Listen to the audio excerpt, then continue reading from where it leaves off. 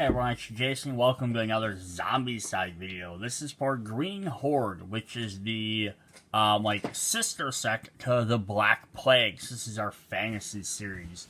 So if you already own Black Plague, this is the same basic rules. There's just a couple little additions to it that they made, because now instead of fighting regular zombies who came back, now we're fighting the Green Horde, which are Orcs and Goblins.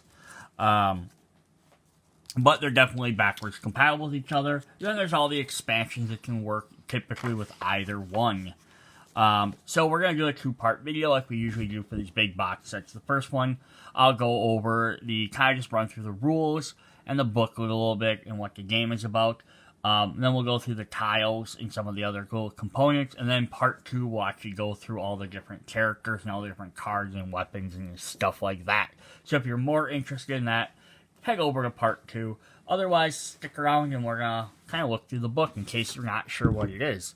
So if you have never played or watched any of my other Zombicide videos, what you are is a group of survivors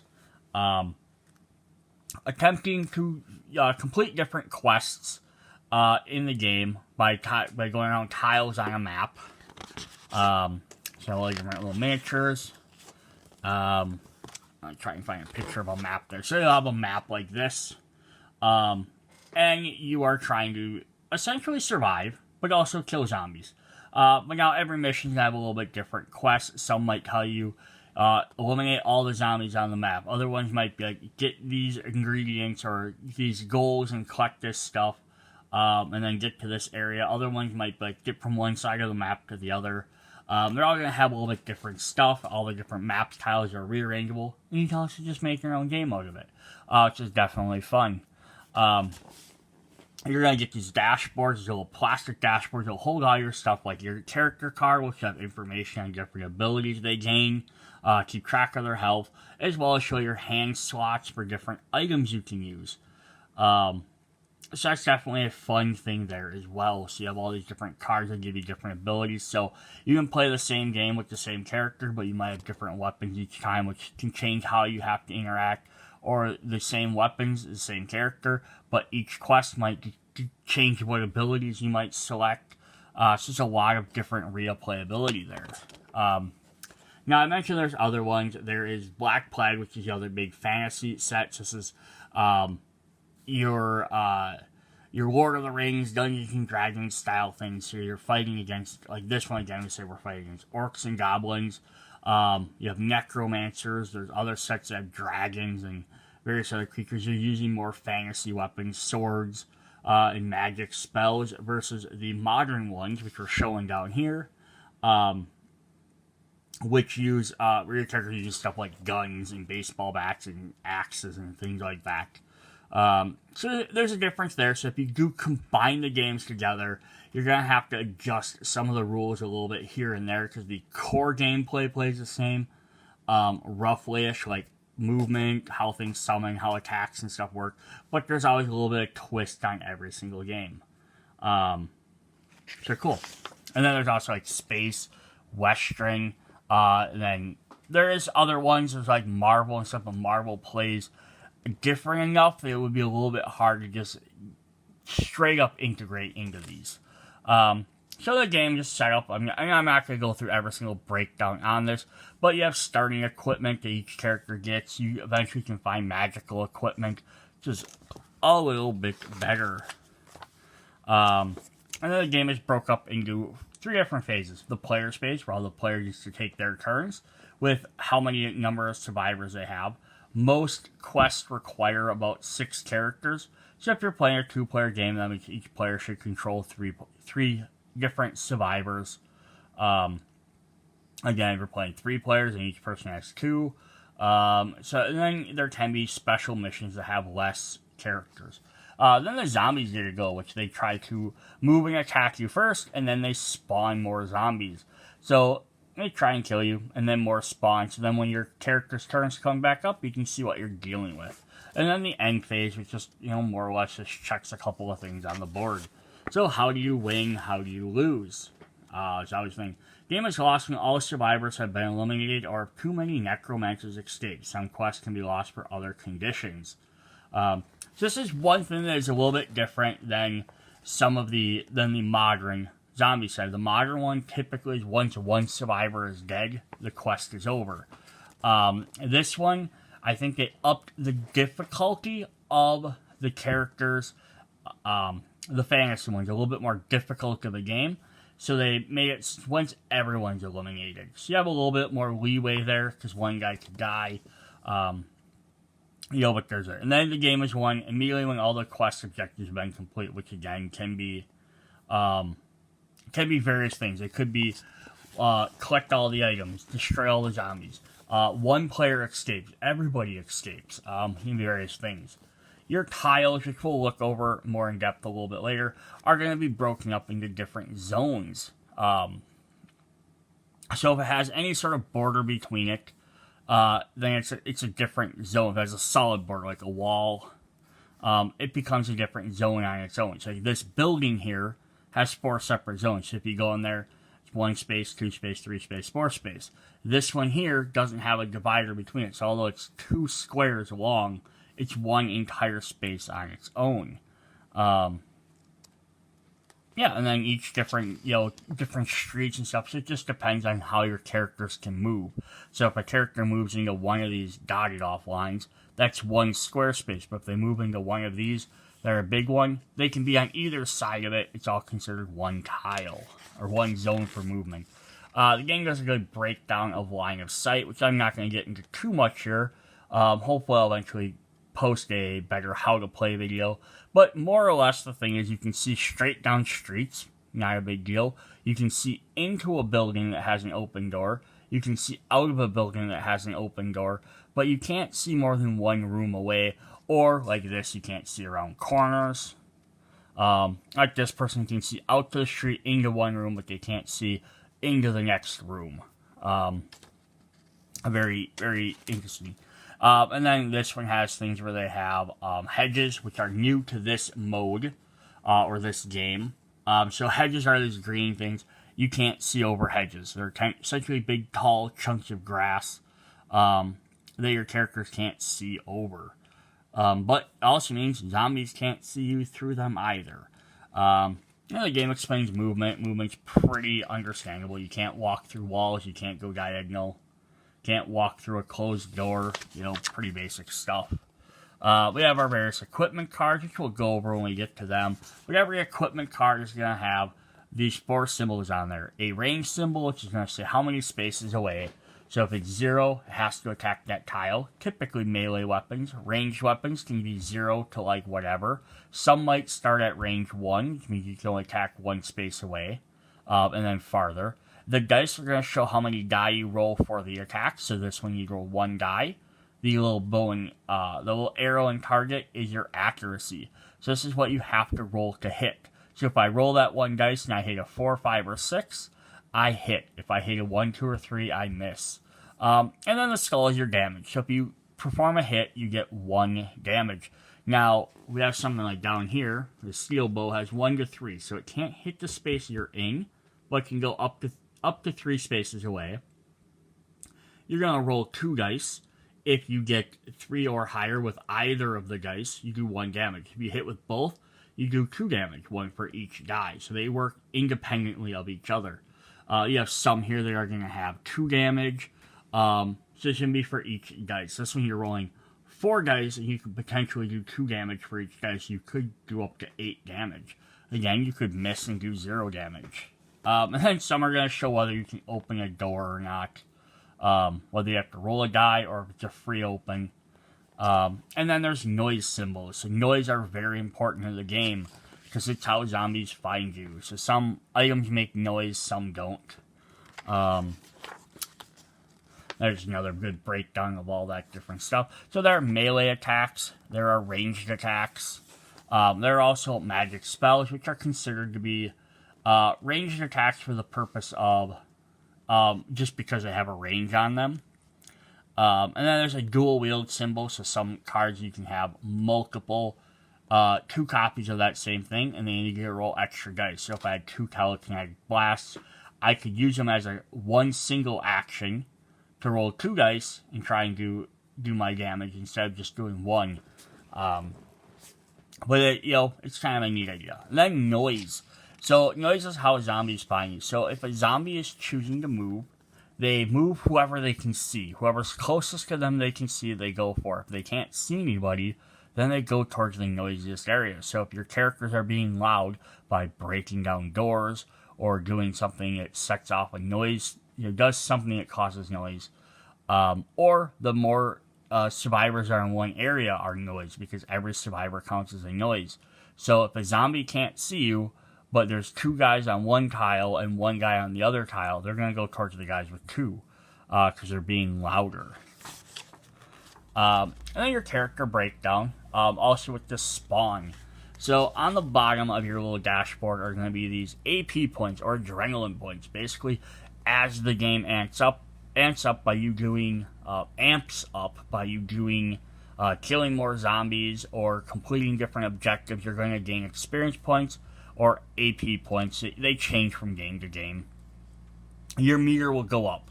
So from blue, you gain your blue skill. If you get into yellow, you get your yellow skill. Then when you hit orange, or the last little spot here for red, you gain 1 of the different skills in there. So you start getting options as your character gets a little bit more experienced. So it also lets you kind of adjust your characters based on your gameplay, on how you're playing or what you need to do for the mission. But it also determines how cards are going to enemies are going to spawn. So every time enemies spawn, you draw one of these cards. If the highest level character is in the blue, nothing's going to happen when you draw this card. But if you're in the red, you're going to draw fatties. If you're in the orange, you're going to draw walkers. Or in the yellow, you're going to draw runners. Now these change from card to card for this mode, so it's not going to always be the same. So you can't always assume if you're in yellow, you're always getting runners. You could have 1 fatty, or you could get 8 walkers. And when some of them have stuff in the blue. So, depending on which card you draw and what experience you have, you're going to get different stuff. So and since it's the global experience, is you don't want one character out running around, killing everything, doing all the objectives where somebody else just hides in a building, because then they're not going to have any bonus skills to use, while this other guy's making it harder and harder for everybody. In the same way as it might not make sense if a guy's 2 points away from going to orange.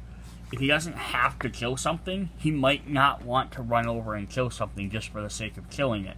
Like, if it's out of his way. If he can avoid it, he might want to avoid it, rather than going to orange and then more zombies summon. Alright, then your inventory, we kind of looked over. You have your 2 hand slots. You can be shown with a hand symbol. You have a body slot, which is on your character card. And the body slot can actually, secondary, every character has a special card that they can carry on them personally, like a specialty weapon. It'll be different for every character. Like, 1 guy can use bows, 1 can use a dagger, 1 can use magic spells. So it essentially gives them a 3rd hand of items. And then over here we have a little backpack just to store your cards. We'll again look at these a little bit more when we get to the components. Then the zombie types. We have 5 types of zombies in the games. And 4 of these are pretty typical for every Zombicide game. We have walkers, who are very slow. We have fatties, who are big fat guys. And then we have runners, who are quick. And then finally we have abominations, which are huge. And then this game also has a special necromancer rule. And I'll go over these again in the second video, but just as a quick one, is basically the walkers and the runners are smaller characters. They take 1 point of damage to kill. But the walkers can do 2 damage. The fatties in this set do 3 damage. Again, this is a little bit more than your regular Zombicide. This is our orcs, so they can do a little bit more damage. The runners, they only do 1 damage, but the thing with the runners is they get 2 actions. So everyone else usually gets 1 action. Either they attack or move. If they can attack, they attack. If they can't attack, then they move. The runners get an attack or move, and then they get an attack or move again. Abominations do 3 damage, which is, you can kill any character. Almost every character only has 3 health. They take 3 to defeat, but they provide 5 experience. But you can get armor and stuff in this game and ways to heal, and there's various other things you can do to help you out. Then necromancers are very special. So they're kind of like walkers. They have 2 damage, 1 health. But when they come on the board, they have their own special. They bring their own summoning spots. So it says on page 30. So we're gonna skip over to that really quick just to give a brief idea of what they do. So when a necromancer appears on the board, they bring their own summoning spot. Then their only goal is to leave. They're gonna try and escape to a nearest summoning zone that's not the one they anchored on. And if they get there, they escape, they leave the board. If you kill them, you get to remove a summon spot from the board. If they stay, or if they escape, then there's an extra summon spot, so more things are going to summon.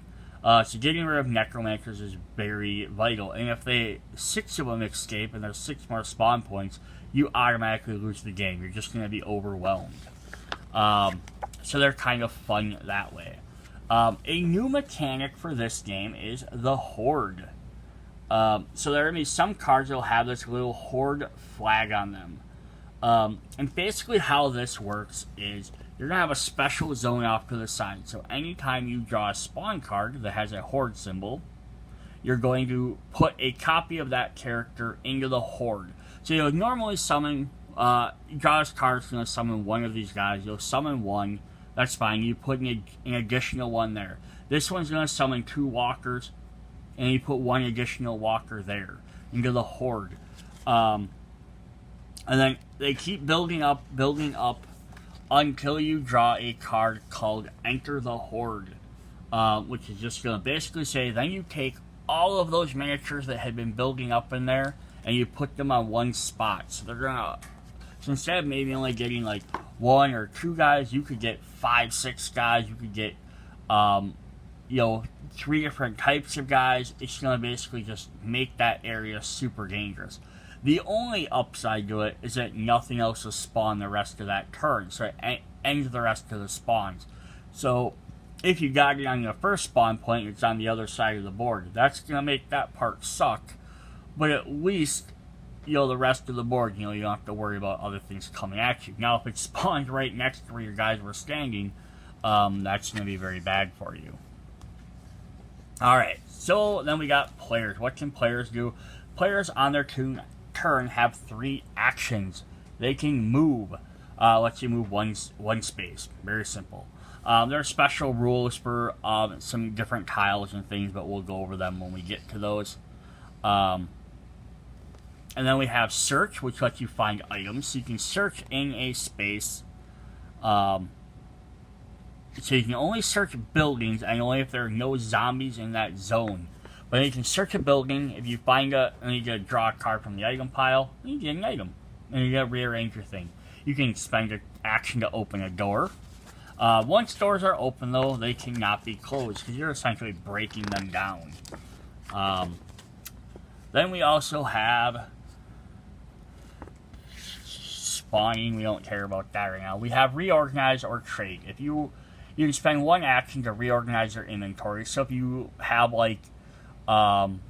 you have some sword and you decide, nope, I need my bow out instead, you can go ahead and swap to that instead. Or if you're another survivor, you can trade items. And once you trade, you get a free organize.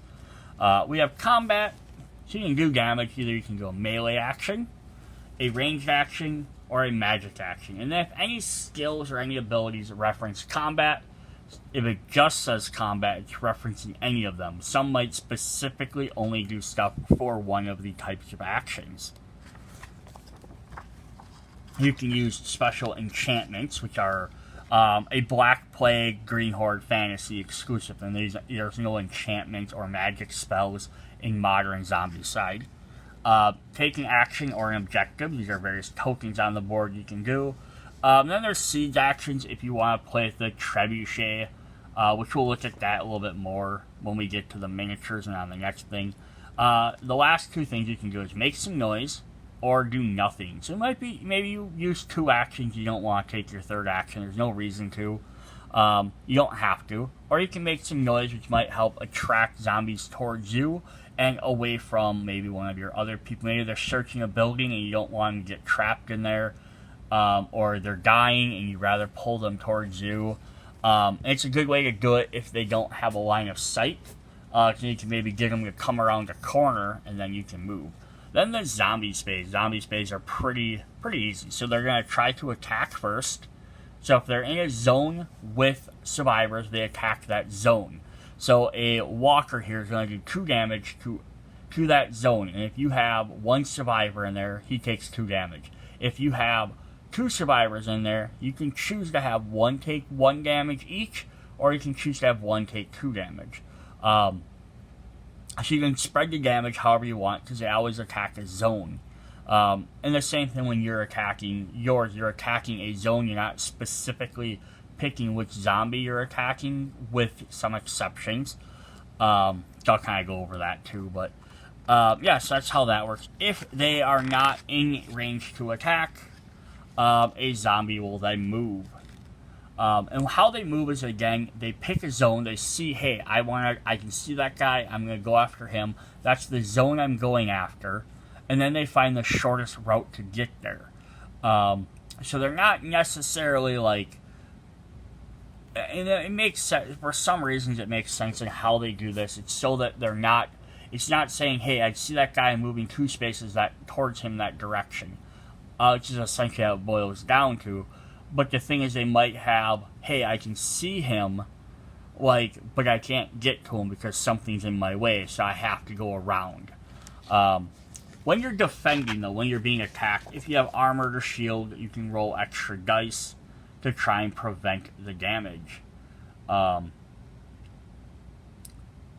yeah, so if you have a armor on, it says survivors wearing armor equipment in their body slot can perform rolls to avoid attack. Roll as many dice as the number of zombies attacks they want to avoid. So if you're taking 3 damage, you can roll 3 dice. Each die that equals or higher than that number, so these are like 3s or 4s, you can avoid 1 of those damage points.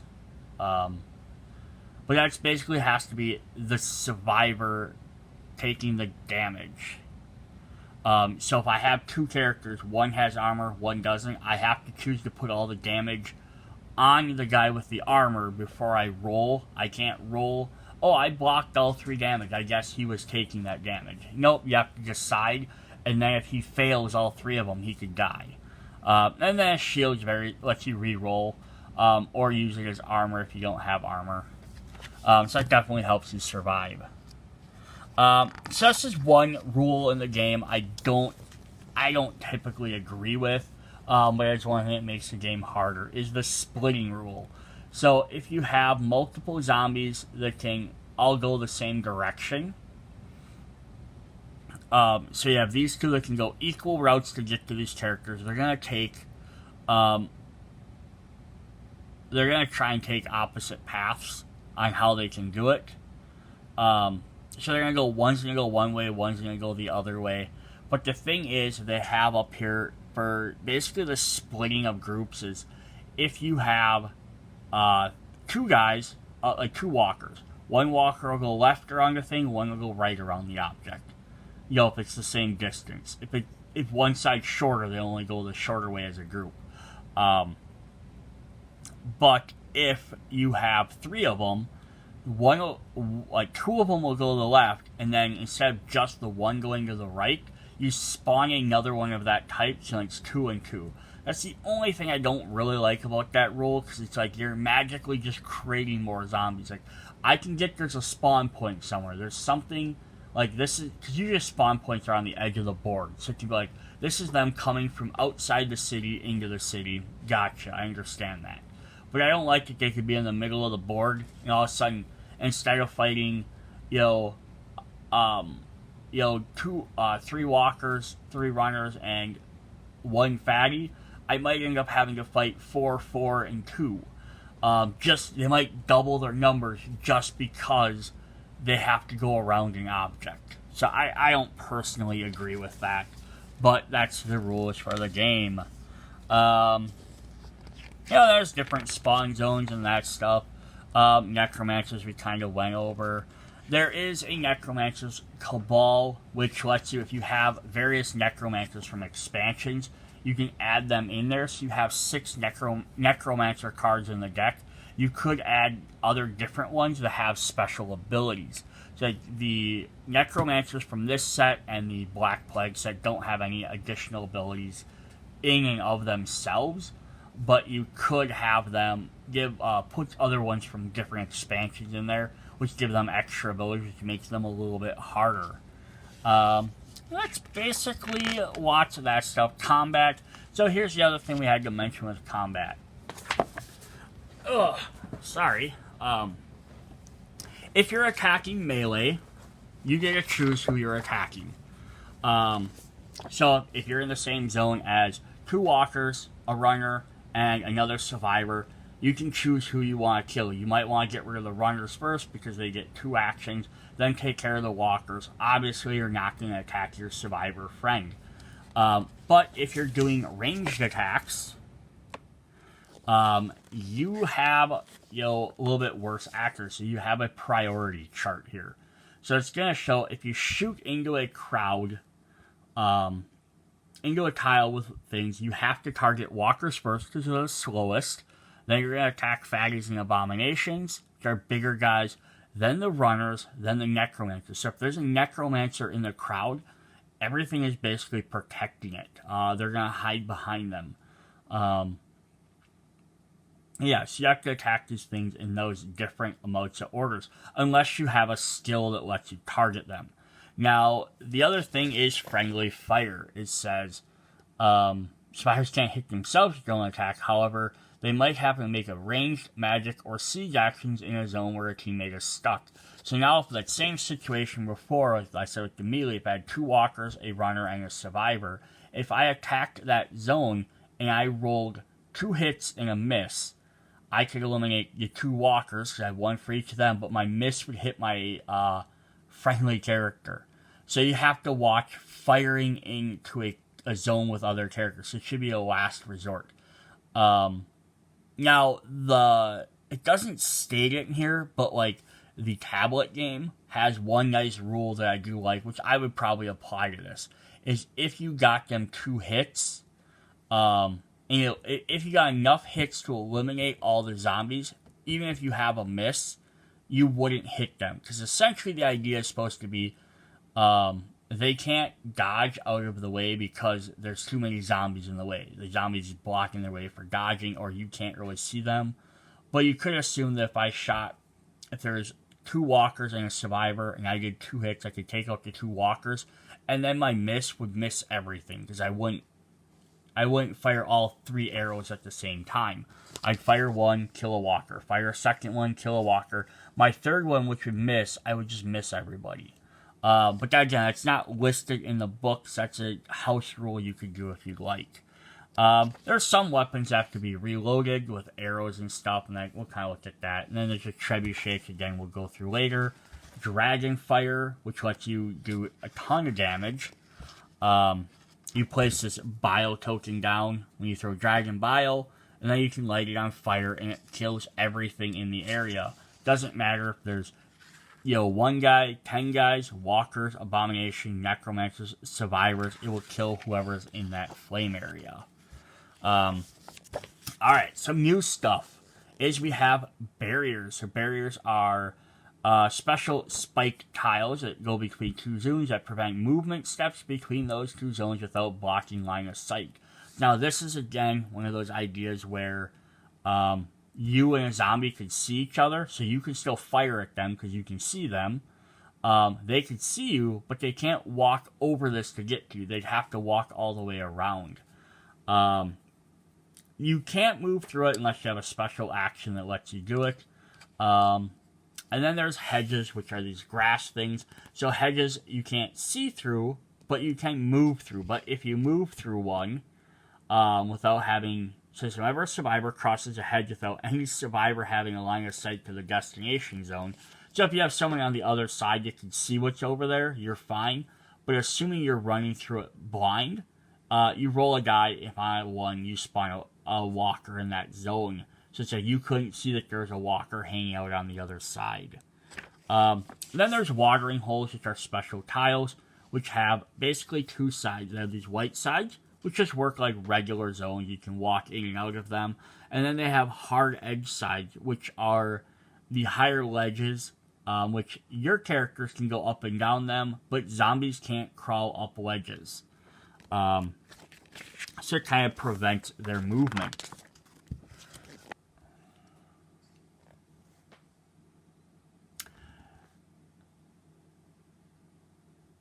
So, for that example, it's showing that this one down here is in a water zone, but there's a bank right there. You can just walk over and attack Megan.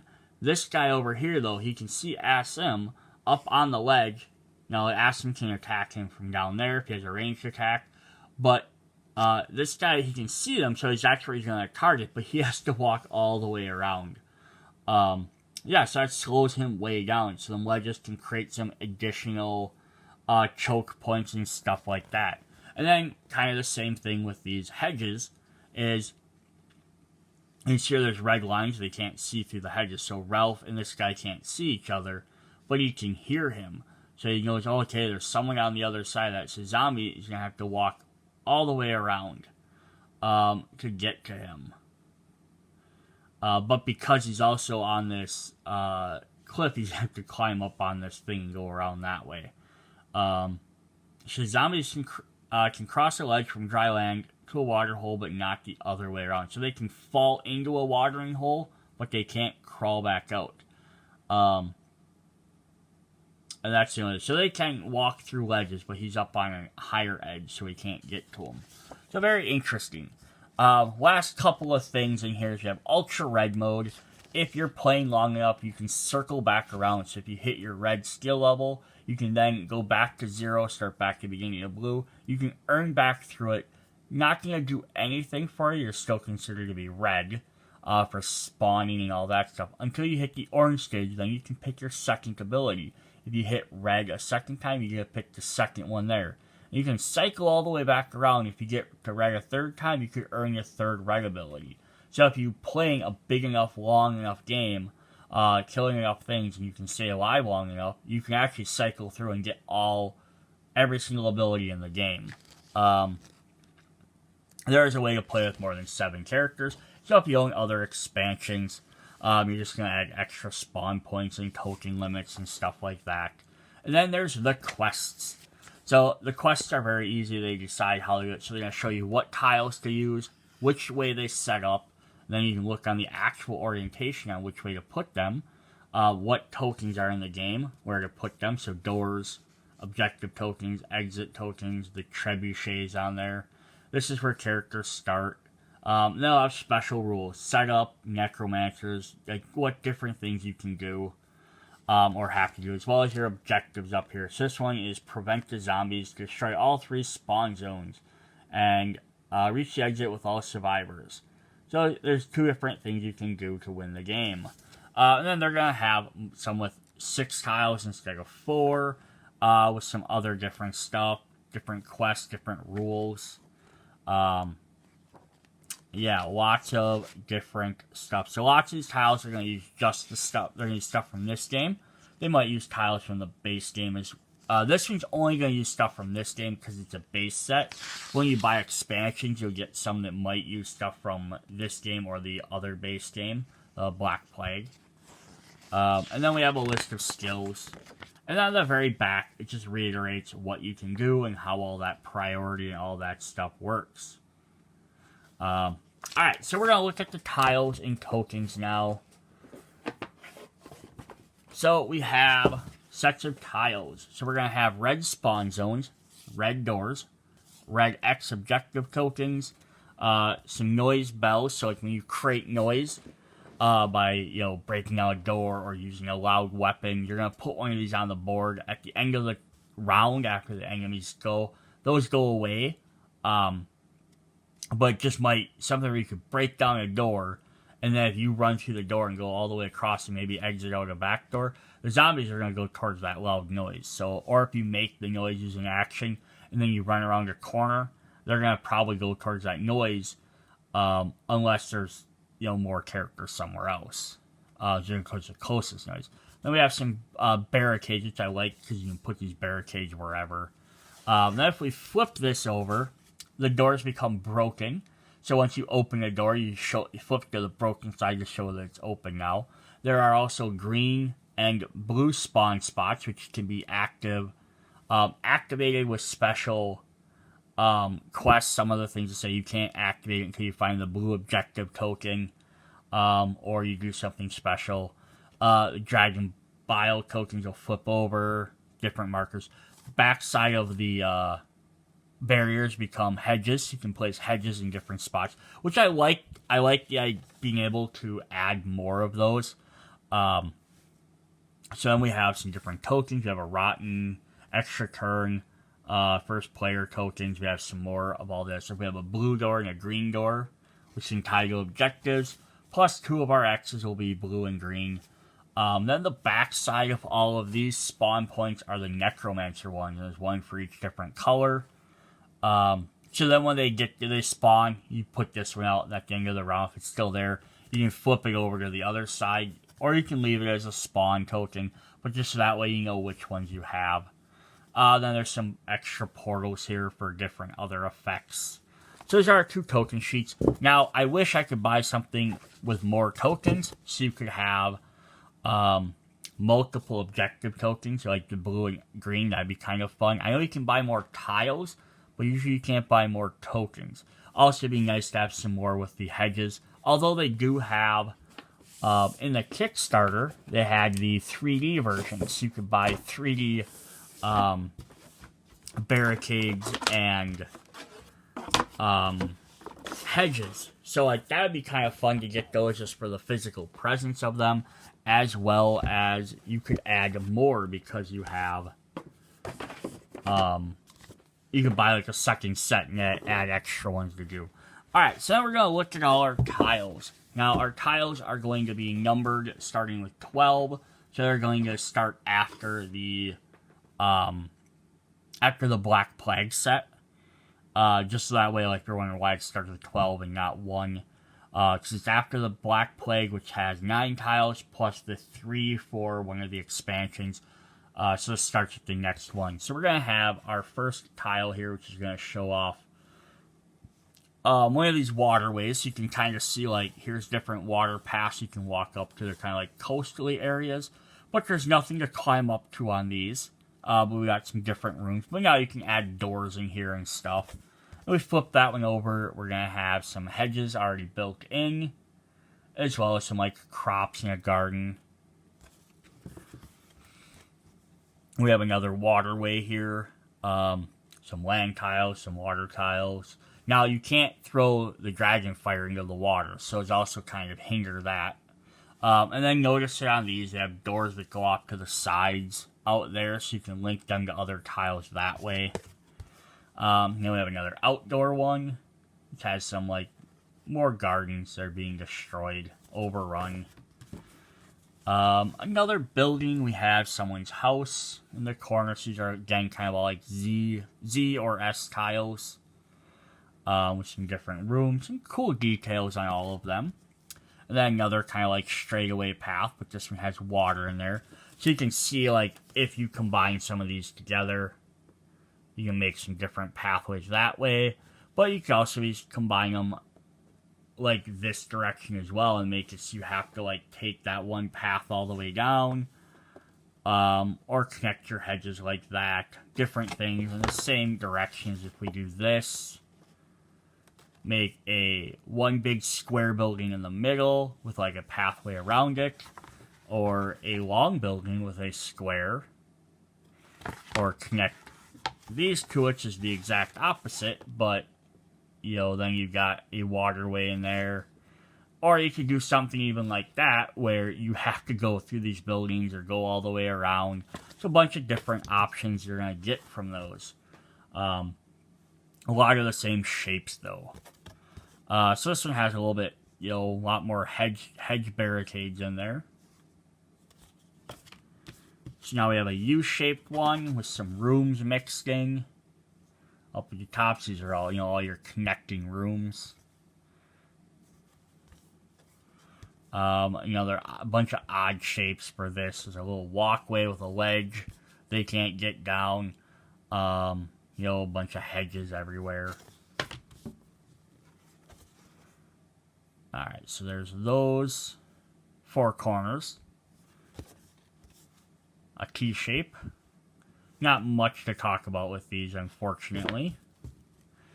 Another 4. Now, this could also be something you could use for a mission. They have these different seals in there. Snake, sun, lion, unicorn. You could do something where you have to get to each room and activate them.